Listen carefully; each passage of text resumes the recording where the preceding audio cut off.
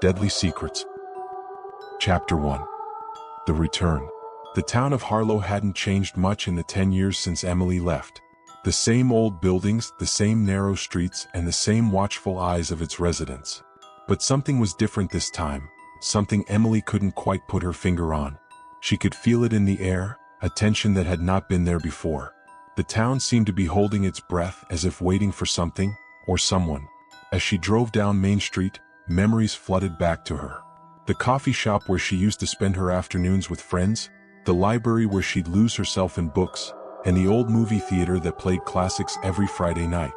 But the nostalgia was tainted by an undercurrent of unease. It was as if the town was whispering secrets she was no longer privy to.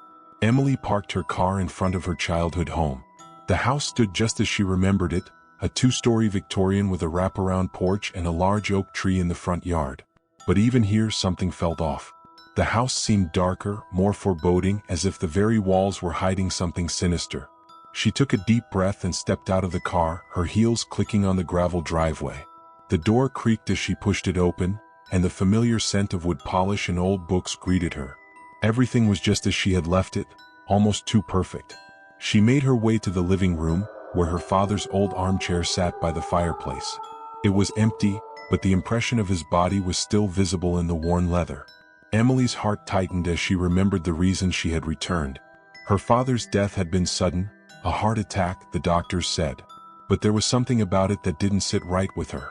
Her father had been healthy, active, and full of life. She couldn't shake the feeling that there was more to his death than met the eye. As she stood in the middle of the room, lost in thought, she heard a noise coming from upstairs. Her heart skipped a beat. She wasn't expecting anyone. No one even knew she was back in town yet. Cautiously, she made her way up the stairs, each step creaking under her weight. The noise grew louder as she approached her old bedroom. The door was slightly ajar, and she could see a shadow moving inside. Her pulse quickened. She reached for the doorknob, hesitated for a moment, and then pushed the door open. The room was empty, but the window was wide open, curtains billowing in the breeze. Emily's eyes darted around the room, searching for any sign of an intruder, but there was none. Just as she was about to close the window, she noticed something on the floor, a small, folded piece of paper. She picked it up, her hands trembling. The paper was old, yellowed with age, and the handwriting was familiar. She unfolded it and read the words scrawled across the page. "You shouldn't have come back." A chill ran down her spine. Emily turned the note over, but there was nothing else. No signature, no indication of who might have left it. But the message was clear. Someone didn't want her here. She stuffed the note into her pocket and glanced out the window. The street below was empty, but she couldn't shake the feeling that someone was watching her, waiting for her next move. Emily closed the window and locked it, her mind racing. What was going on in this town? What had happened in the years since she left? And most importantly, what deadly secrets were lurking beneath the surface, waiting to be uncovered? She didn't have the answers yet, but one thing was certain. She was going to find out, no matter the cost. Chapter 2. The Funeral. The day of the funeral arrived with a heavy fog that seemed to seep into every corner of the town. Emily stood by her father's grave, surrounded by mourners dressed in black, their faces solemn and unreadable. The priest's voice droned on, offering words of comfort that barely registered in her mind. Her thoughts were elsewhere, on the note she had found, on the strange feeling that something was terribly wrong. As the final words of the service were spoken, Emily glanced around at the faces of the people she had known all her life. They all looked the same, yet different, like actors playing a role in a play they no longer cared about. There was a detachment in their eyes, a coldness that sent a shiver down her spine. After the service, Emily found herself surrounded by well-wishers offering their condolences. She smiled politely, nodded at their words, but her mind was elsewhere. She couldn't stop thinking about the note. Who could have left it? And why? Emily. She turned at the sound of her name and found herself face to face with someone she hadn't expected to see, Jake Lawson. Jake had been her high school sweetheart, the boy she thought she would marry one day. But life had taken them in different directions and they had lost touch over the years. "Jake," she said, surprised by how much he had changed.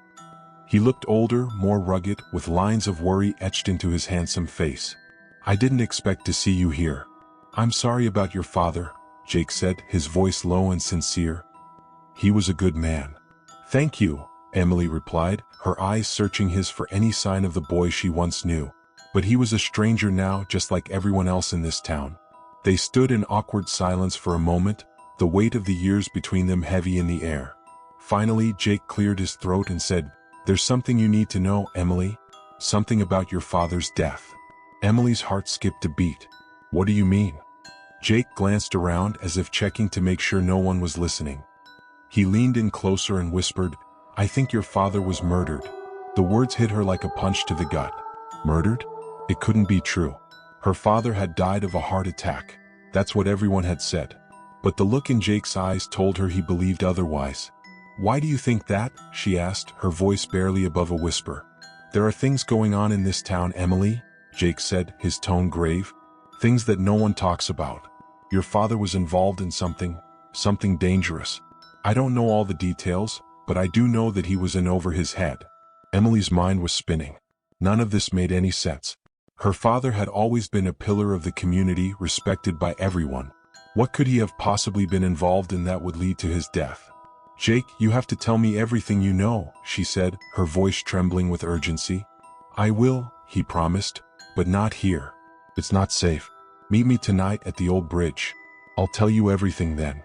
Emily nodded, her heart pounding in her chest. As Jake walked away, she watched him disappear into the fog, a sense of dread settling over her. Whatever was happening in this town, it was clear that her father's death was just the beginning, and she was determined to uncover the truth, no matter where it led. Chapter 3. The Old Bridge. The old bridge was as decrepit as Emily remembered, a relic from a bygone era that no one had bothered to maintain. It spanned a narrow river on the outskirts of town, a place once popular with teenagers seeking a bit of privacy but now long forgotten and avoided. The planks creaked ominously under her feet as she made her way to the middle, where Jake was already waiting. The moon was hidden behind a thick layer of clouds, casting everything in shadow. The only sound was the gentle lapping of the water below and the distant hoot of an owl. Emily pulled her jacket tighter around herself, feeling the cold seep into her bones.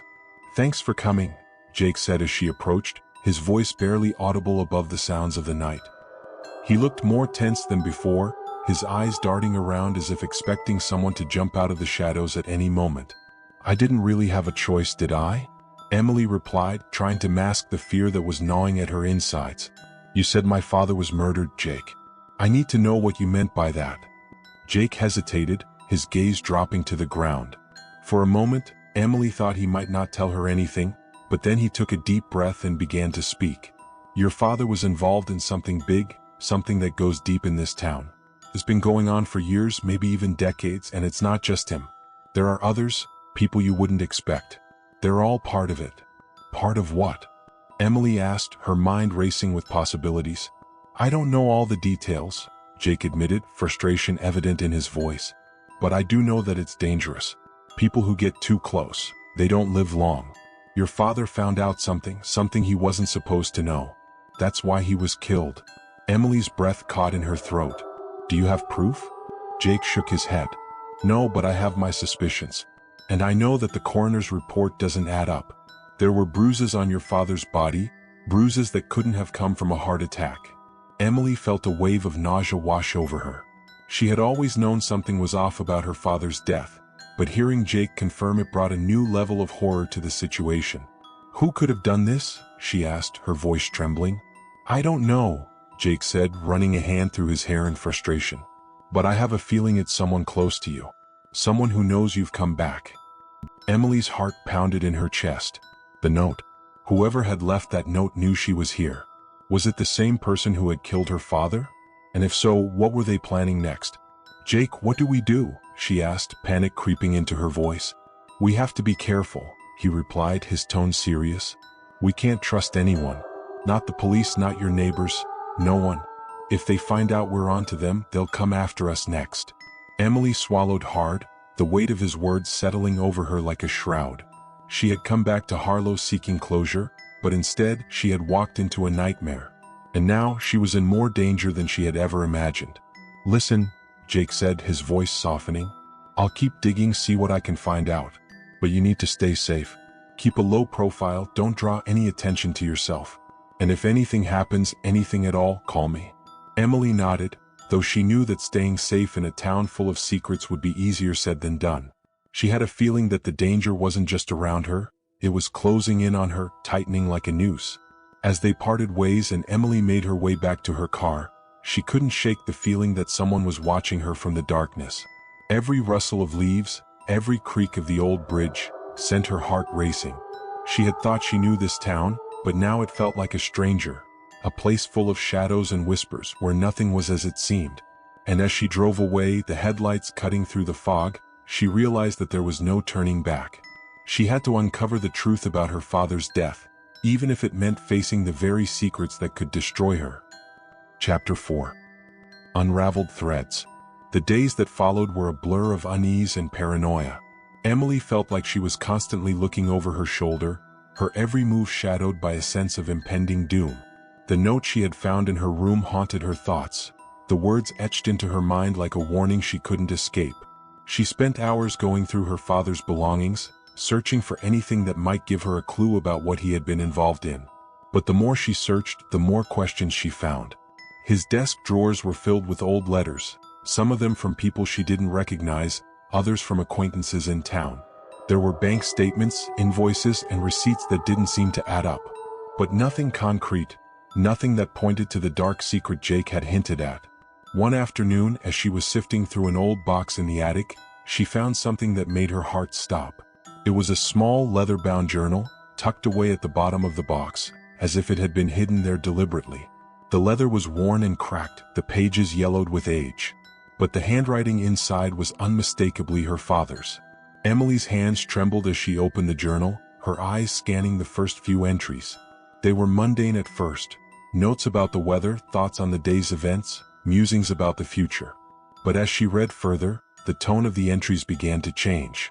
Her father wrote about strange occurrences in town, about people who had disappeared or died under mysterious circumstances. He mentioned meetings with unnamed individuals, conversations that left him unsettled. And then, near the end of the journal, she found an entry that made her blood run cold. "I found something. I don't know what it is yet, but I know it's dangerous. They're watching me, I'm sure of it. I have to be careful. Emily must never know." The entry was dated just a few weeks before her father's death. Emily's mind raced as she tried to piece together what her father had discovered. He had known he was in danger, but he hadn't wanted her to find out. What had he uncovered that was so terrible he had felt the need to protect her from it? She was so lost in thought that she didn't hear the footsteps behind her until it was too late. A hand clamped down on her shoulder and she spun around, gasping in fright. "Emily, it's just me," said a familiar voice. It was Sheriff Collins, an old friend of her father's. He looked at her with concern, his brow furrowed. "I'm sorry, I didn't mean to startle you." Emily's heart pounded in her chest as she tried to calm herself. "Sheriff, what are you doing here?" "I came to check on you," he said, his gaze flicking to the journal in her hands. "I heard you've been asking questions, poking around. I wanted to make sure you're all right." Emily forced a smile, though her instincts were screaming at her to be cautious. "I'm fine, just trying to make sense of everything." The sheriff nodded, but his eyes were sharp, as if he was trying to read her thoughts. "Your father was a good man, Emily. Whatever happened to him, it's best not to dwell on it too much. Sometimes it's better to leave the past in the past." There was something in his tone that sent a chill down her spine. She knew what he was really saying. Stop digging, stop asking questions. But Emily couldn't do that. Not now, not when she was so close to the truth. "I appreciate your concern, Sheriff," she said, her voice steady. "But I need to know what happened. I need to understand why my father died." Sheriff Collins sighed, a heavy sound that echoed in the attic. "Just be careful, Emily. Harlowe is a small town and people talk. Sometimes knowing too much can be dangerous." With that, he turned and walked back down the stairs, leaving Emily alone with her thoughts. She waited until she heard the front door close before she let out the breath she had been holding. She glanced down at the journal in her hands, her father's words echoing in her mind. The sheriff's visit had confirmed what she already suspected. There were people in this town who didn't want the truth to come out. But what scared her more was the realization that those people might be closer than she had ever imagined. And as she looked out the attic window at the quiet street below, she couldn't shake the feeling that time was running out. Whatever secrets her father had uncovered, They were pulling her deeper into a web of lies and deceit, a web that threatened to ensnare her as well. Emily knew she had to be careful, but she also knew that she couldn't stop now. The truth was out there, hidden in the shadows, and she was determined to find it, no matter the cost. Chapter 5. The Betrayal. The more Emily delved into her father's journal, the clearer the picture became, and the darker the shadows around it grew. Each entry was a breadcrumb, leading her deeper into a labyrinth of secrets that she hadn't known existed in Harlowe. But with each revelation came a growing sense of dread, an awareness that the truth she sought might come with a price too high to pay. A few days after the sheriff's visit, Emily received a call that sent a fresh wave of anxiety through her. It was from Susan Walker, an old friend of her father's who had worked with him at the local bank. Susan's voice had a quiver in it, as if she was teetering on the edge of fear. "Emily, we need to talk," Susan had said, her tone urgent. "I know things about your father, things that could help you understand what's happening. Can you meet me tonight?" Emily's mind raced as she agreed to the meeting. Susan had always been kind to her, almost like an aunt. If she had information that could help, Emily needed to hear it. But there was something about the way Susan had spoken, the tremor in her voice, that unsettled her. Later that night, Emily made her way to the agreed meeting place, a secluded park on the outskirts of town, far from prying eyes. The park was deserted, the trees casting long, eerie shadows in the dim light of the street lamps. Emily pulled her jacket tighter around herself, her breath visible in the cold night air. She spotted Susan sitting on a bench near the edge of the park, her figure partially obscured by the darkness. As Emily approached, she noticed how tense the older woman looked, her hands clasped tightly together in her lap. "Susan," Emily said, her voice low. "What's going on? What do you know about my father?" Susan glanced around nervously before meeting Emily's gaze. "Your father was a good man, Emily. But he got involved in something he shouldn't have. He found out things that powerful people in this town wanted to keep hidden." "What kind of things?" Emily pressed, her heart pounding in her chest. Susan hesitated, as if struggling with whether to reveal what she knew. "There's a group in this town," she began, her voice barely above a whisper. "A group of influential people, businessmen, politicians, even law enforcement. They've been running an illegal operation for years, right under everyone's noses. Your father found out about it, and he was trying to gather evidence." Emily's blood ran cold. "Illegal operation? What are you talking about?" "Smuggling, bribery, even murder," Susan said, her voice trembling. "They control everything in this town, Emily. Your father was getting too close to exposing them, and that's why they killed him." Emily's mind reeled at the revelation. It was worse than she had imagined, far worse. Her father hadn't just stumbled upon some small-town corruption. He had uncovered a criminal empire, one that had its claws in every corner of Harlowe. "Who's involved in this?" Emily asked, her voice shaking. "Who are these people?" Susan opened her mouth to answer, but before she could speak, a sudden noise shattered the silence, a sharp crack that echoed through the park. Emily barely had time to react before Susan's body jerked violently, her eyes widening in shock. She slumped forward, a dark stain spreading across her chest. Emily screamed, instinctively reaching out to catch Susan as she fell. Blood soaked her hands as she tried to stop the flow, but it was too late. Susan's lifeless eyes stared up at her, the truth dying with her. Panic surged through Emily as she realized what had just happened. Someone had shot Susan, someone who didn't want her to talk. And now that person was out there, possibly watching her. She forced herself to think, to move. She needed to get out of there, to escape before whoever had done this could come for her next. Emily stumbled to her feet, her hands slick with blood, and ran. As she fled the park, her thoughts raced. Susan's death wasn't just a message, it was a warning. Whoever was behind this was willing to kill to protect their secrets, and they wouldn't stop until they silenced anyone who knew too much. Emily's heart pounded in her chest as she ran through the deserted streets of Harlowe. She had no idea where she was going, she just knew she had to get away. But as she rounded a corner, she skidded to a halt, her blood running cold. Standing in the middle of the street, illuminated by the harsh glow of a street lamp, was Sheriff Collins. His expression was unreadable, but there was something in his eyes that made Emily's stomach churn with fear. "Emily," he said, his voice calm, almost soothing. "You need to come with me. It's not safe out here." Every instinct screamed at her to run, to get as far away from him as possible. But she was frozen in place, her mind spinning with confusion and terror. Was the sheriff part of this? Had he come to finish what Susan's killer had started? But before she could make a decision, Jake appeared out of the shadows, his face pale and eyes wide with alarm. "Emily, don't," he shouted. "He's one of them." The sheriff's calm facade slipped, and for a split second, Emily saw the truth in his eyes. Without thinking, she turned and bolted, Jake close on her heels. As they ran through the night, the sheriff's angry shouts fading behind them, Emily's mind whirled. The town she had grown up in was nothing more than a facade, a cover for something dark and evil. And now she was caught in the middle of it, with no one to trust and nowhere to turn. But one thing was certain, she couldn't stop now. She had to keep going, keep fighting no matter the cost. The secrets of Harlowe were deadly, but they wouldn't stay hidden forever. Not if Emily had anything to do with it. Chapter 6. The truth revealed. The adrenaline that had driven Emily through the night began to wane as she and Jake reached the safety of a small, abandoned cabin deep in the woods. It was a place they had used as a hideout when they were kids, a forgotten relic of a more innocent time. But now it was their last refuge.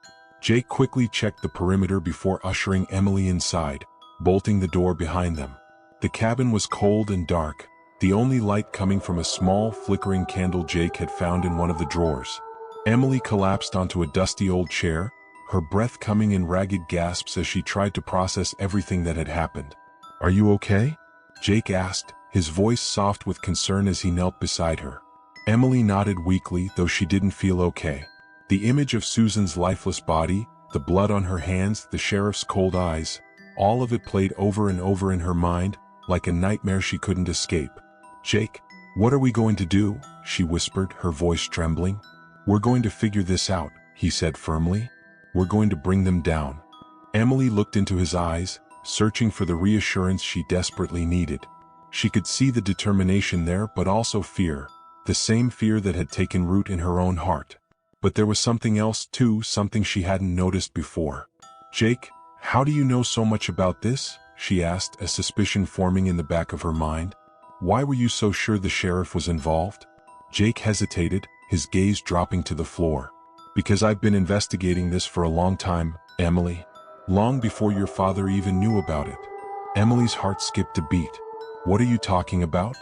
Jake took a deep breath, his shoulders slumping as if a heavy burden was pressing down on him. "I'm part of an organization, Emily. A group that's been trying to expose the corruption in this town for years. We've been gathering evidence, trying to build a case that would take these people down once and for all. Your father, he got caught up in it. He found out the truth, and that's why they killed him." Emily stared at him, the pieces of the puzzle slowly clicking into place. "You've been lying to me," she said, her voice barely above a whisper. "You knew what was happening this whole time, and you didn't tell me." "I didn't want to put you in danger," Jake said, his voice filled with regret. "I wanted to protect you." "But you didn't protect my father," Emily shot back, her anger flaring. "You let him get involved, and now he's dead." Jake flinched at her words, but he didn't deny them. "I know, Emily, and I'm sorry. I wanted to tell you, but I couldn't. Not until I had enough evidence to bring them down." Emily's mind raced with conflicting emotions, anger, betrayal, fear. But beneath it all was a cold, hard truth. Jake had been lying to her, just like everyone else in this town. And now she didn't know who to trust. But before she could say anything else, there was a loud crash outside, followed by the sound of heavy footsteps approaching the cabin. Jake's eyes widened in alarm, and he grabbed her hand, pulling her to her feet. "We have to go now," he said urgently, his voice tight with fear. Emily didn't argue. The two of them bolted for the back door, their hearts pounding as they heard the front door splintering behind them. They burst out into the cold night air, the sound of pursuit close behind. They ran through the woods, branches whipping at their faces, the darkness pressing in around them. Emily's lungs burned, her legs aching as she pushed herself to keep going. But the footsteps were getting closer, the shouts of their pursuers growing louder. Just when Emily thought they couldn't run any further, they burst out of the woods and into a clearing. Ahead of them was the river, its dark waters churning as it rushed past. Jake didn't hesitate. He led Emily to the edge of the riverbank, glancing back at the trees where their pursuers were closing in. "There's a boat." Jake shouted over the roar of the water, pointing to a small, battered rowboat half-submerged at the water's edge. "Come on." They scrambled into the boat, Jake grabbing the oars and pushing off just as the first of their pursuers broke through the trees. Bullets whizzed past them, splintering the wood of the boat as Jake rowed furiously, trying to get them to the other side. Emily ducked low, her heart pounding as the boat rocked violently. She could see the figures on the shore, their guns flashing in the darkness. But as the boat moved further away, the gunfire began to fade, the shouts growing distant. Finally, after what felt like an eternity, they reached the far side of the river. Jake pulled the boat up onto the shore, both of them collapsing onto the wet ground, gasping for breath. For a long moment, neither of them spoke, the sound of the rushing river filling the silence. Emily's mind was spinning, her body trembling from the cold and the terror of their escape. "What now?" she finally asked, her voice hoarse. Jake looked at her, his expression grim. "Now we finish what your father started. We find the evidence and we bring these people down." Emily nodded, her fears slowly giving way to resolve. She didn't know what lay ahead, but one thing was certain, she couldn't turn back now. The truth was within reach and she was going to uncover it, no matter the cost. Chapter 7. The Final Confrontation. The morning sun rose over Harlowe, casting long shadows across the town that had once been Emily's home. But as she and Jake made their way through the quiet streets, it felt more like enemy territory. They were no longer just residents of this town. They were outlaws, hunted by the very people they had once trusted. Jake had a plan. There was one final piece of evidence they needed, something that could tie everything together and bring down the entire operation. It was hidden in the one place no one would expect, the last place anyone would look. The old bank vault where her father had worked for decades. "Are you sure about this?" Emily asked as they approached the building, her nerves fraying with each step. "It's the only way," Jake replied, his jaw set with determination. "Your father left a trail. He knew he was in danger, so he hid the evidence where he knew it would be safe. We just have to find it." They slipped into the bank through a side entrance, the deserted hallways echoing with their footsteps. The building was eerily quiet, the usual bustle of customers and employees absent. It felt like a tomb, the air thick with the weight of secrets. Jake led the way to the basement, where the old vault was located. It was a massive steel door, its surface scarred and pitted from years of use. Jake knelt in front of it, pulling a small key from his pocket. The one her father had left for him, the one that could unlock the final piece of the puzzle. "Stay close," Jake whispered as he inserted the key into the lock. The door creaked open with a low groan, revealing the dark interior of the vault. Emily's heart raced as she followed him inside. The vault was filled with rows of safety deposit boxes, their metal surfaces gleaming in the dim light. Jake moved quickly, searching for the one that held the evidence they needed. Emily stood guard at the entrance, her eyes darting nervously between the door and the hallway beyond. Finally, Jake found the box. He opened it with trembling hands, revealing a stack of documents, a small flash drive, and a faded photograph. He handed the photograph to Emily, and as she looked at it, her breath caught in her throat. It was a picture of her father, standing with a group of men she recognized from the town. The mayor, the police chief, prominent businessmen. They were all there, smiling for the camera, their eyes gleaming with the arrogance of power. It was a damning piece of evidence, proof of the conspiracy that had plagued Harlowe for years. But before Emily could process what she was seeing, she heard the sound of footsteps approaching.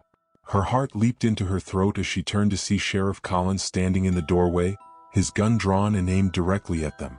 "It's over, Emily," the sheriff said, his voice cold and devoid of emotion. "You should have stayed out of this. Now you've left me no choice." Jake stepped in front of Emily, his own gun raised, but the sheriff shook his head. "Don't be stupid, Jake. There's no way out of this. Hand over the evidence and maybe I'll let you live." But Jake didn't move. "You've already taken too much from us," he said, his voice steady. "We're not giving up now." The sheriff's eyes narrowed, and for a moment, Emily thought he might shoot. But then something changed. A flicker of doubt, of hesitation, crossed his face. And in that instant, Emily realized that he wasn't as confident as he appeared. She took a step forward, her voice shaking but determined. "It's over, Sheriff. You can't hide the truth anymore. We have the evidence and we're going to make sure everyone sees it." The sheriff's grip on his gun tightened, but Emily held her ground. The tension in the room was palpable, the air thick with the threat of violence. But then the sheriff did something unexpected. He lowered his gun, his shoulders slumping as if the weight of his actions had finally caught up with him. "You don't understand," he said quietly, his voice tinged with despair. "It's not just me. It's all of them. They'll kill us all to keep this buried." Jake stepped forward, his voice hard. "Then we'll make sure they can't."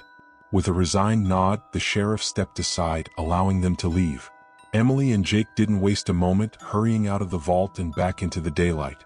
The town seemed to hold its breath as they emerged, the sun shining down on a day that would change Harlowe forever. They went straight to the authorities, turning over the evidence that would expose the corruption and bring the guilty to justice. It wasn't easy. There were threats, attempts to silence them, but in the end, the truth prevailed. The people of Harlowe were shocked, their trust shattered, but there was also a sense of relief. The darkness that had plagued their town for so long was finally being brought into the light. As for Emily, she knew that her life would never be the same. The secrets of her father's death had been uncovered, but the scars they left would linger. But she also knew that she had done the right thing. She had fought for the truth, for justice, and in doing so, she had honored her father's memory. As she stood on the old bridge one last time, looking out over the river that had witnessed so much, Emily felt a sense of peace. The shadows were gone, the secrets exposed, and the town of Harlowe was free to heal.